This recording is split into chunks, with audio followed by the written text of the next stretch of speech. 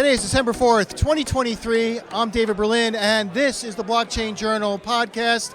I'm in Boston, Massachusetts, where right now the final event of the year for the Institutional Digital Assets Forum is taking place. And standing with me is Doug Mehne. He's one of the organizers of this event. Doug, thanks for joining me on the Blockchain Journal podcast. Thank you, David. Pleasure to be with you. It's great to have you, and you've had a great event tonight. All sorts of wonderful speakers talking about all sorts of great topics, largely having to do with institutional investment in cryptocurrency. Blockchain Journal, of course, we're about the enterprise adoption of blockchain as a platform.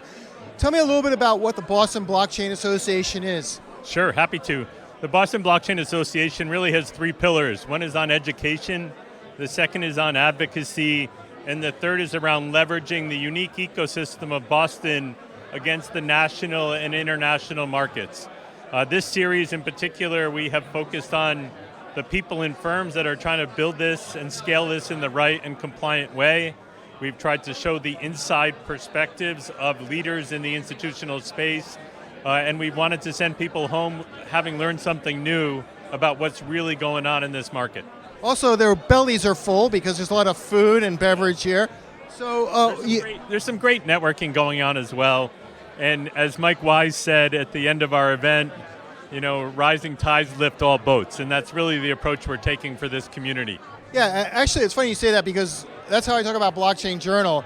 It's about, making all boats float higher, and it's not really about any particular ledger, any particular technology. It's about driving an understanding of the efficacy of blockchain when it comes to what enterprises can do with it, how they can drive new or improved business outcomes. That's right, David. And we're focused really in three areas. There are crypto assets, there are the digitization of traditional assets, and then there are blockchains, right? And we're focused on the adoption of all three of those.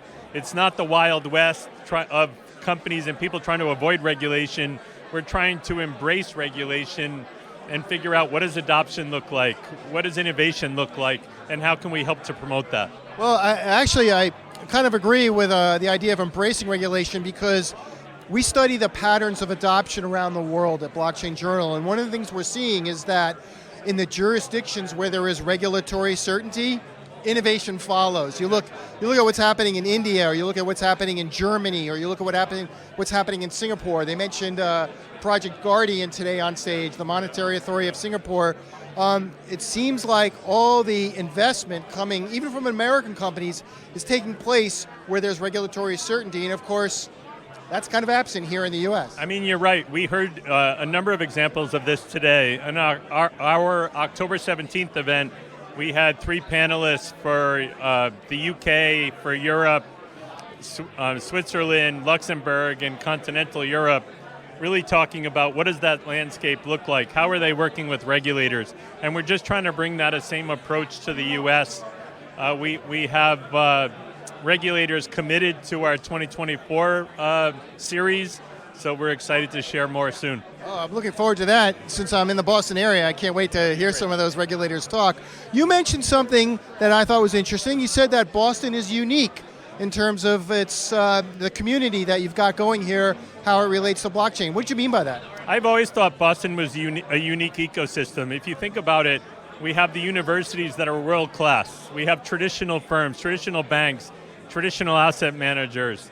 We have a number of technological startups, if you will, across disciplines. So it's digital assets, it's financial services, it's healthcare, pharmaceutical, and all of these different verticals are analogous in terms of the regulatory landscapes from an innovation and adoption perspective, and we're trying to appeal to those so that everyone can understand what those ecosystems look like. It's really quite a mix of organizations that are based here in Massachusetts, all over, and of course you mentioned the universities. Each of them have their own blockchain club. I've attended some of those. It's really interesting to see some of the innovations taking place just among students there. So when we talk about the Boston Blockchain Association, I realized this event, I had another name attached to it, TABB. Forum. Yeah.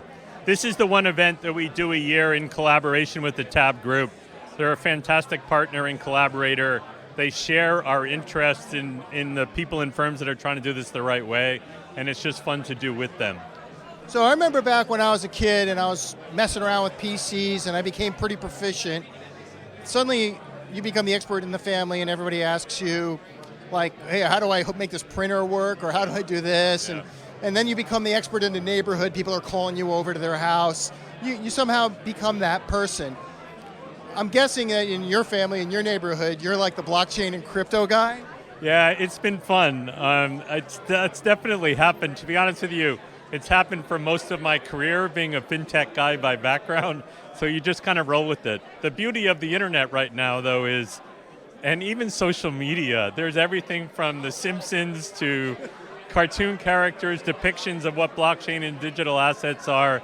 There's also some really healthy, classroom and use cases and case studies about what these technologies are and what their impact could be.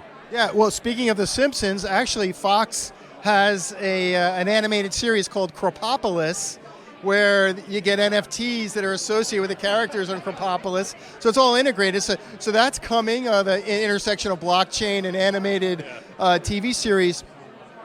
What do you tell your neighbors, your friends, when they say, what is this? What is blockchain? I think if you think about blockchain, it's basically an audit trail to be able to see the history of all transactions and all participants. So it's basically, in full transparency, able to show exactly what's happened across all of these transactions, no matter who the counterparties are. And do they get it when you explain it to them that way?